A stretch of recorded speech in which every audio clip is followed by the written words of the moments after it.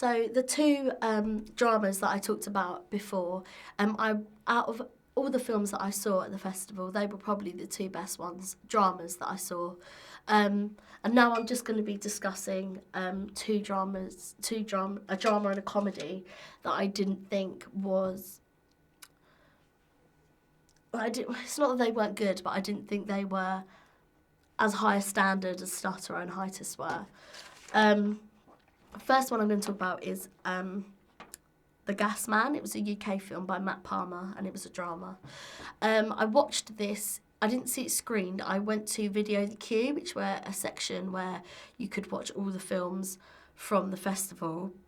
I watched it there, and it was stereotypical, really, because it was about a strange man coming into this woman's house. This woman lives on her own, and he basically told her he was the gas man. Comes in, and he's acting a bit strange. The audience already know that there's something not right about this person. There's this moment of silence in the house while he's there, and then he leaves, and there's something really strange about him. Once he's left, it's night time. She's on her own. She's on the phone to her friend saying that talking about it, and then she goes to bed, and she gets a phone call saying that someone's in the house. It says he's calling her saying someone's in the house, and that they've been watching her. So immediately I'm asking questions. She's about who she is, because we don't really know who she is, why she lives on her own, what she does, why. We don't know anything, so it did leave me asking a lot of questions, which I guess is good, but at the same time it's frustrating because we did not know the reason why those men were there. I think it should have been a thriller than a drama, because it was quite scary in places. Not so much scary, but eerie. There was a not nice feeling about the film. I just thought it would have been better if it was a thriller, and they could have really, really frightened the audience if they did that. There was no soundtrack throughout the whole thing. It was all dialogue heavy, mainly, apart from the nighttime scene where it was completely silent in the house. It's not that original. It's not that unique. We've seen a lot of films where strange men come into houses and kill people. It's the same thing. I didn't think anything interesting of it. I didn't think it was unique in any way.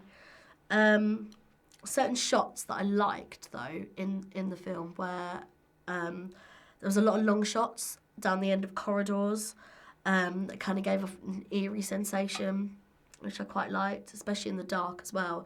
And it felt like someone was watching her. We felt like we were the ones watching her. And there was a lot of through the door frame shots, so there was just a lot of, like, someone was peering round looking at her. Again, we felt like we were the one after her. That's how I felt. There, in the bit where she's walking through the house looking for the man, and all you can hear is her breathing, which built the tension really, really high. But the ending was it was a cliffhanger, and it was so blunt. I didn't really like it. I did want to know what happened next, though. That's the thing. I did want to know what happened next. But basically, the man pushed her into the house, and another man came up behind her and grabbed her, and the door shut.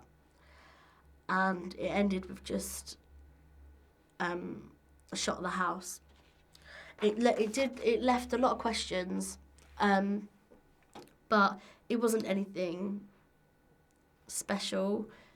It was stereotypical, and I enjoyed it to a certain extent, but after a while I kind of got a bit bored. I knew what was going to happen. I knew that she wasn't going to get out of that house alive, or she wasn't going to escape, and I knew that from the beginning, as soon as the man entered the house, that he was going to get her. So it wasn't yeah, I don't think it was one of the best dramas that I saw.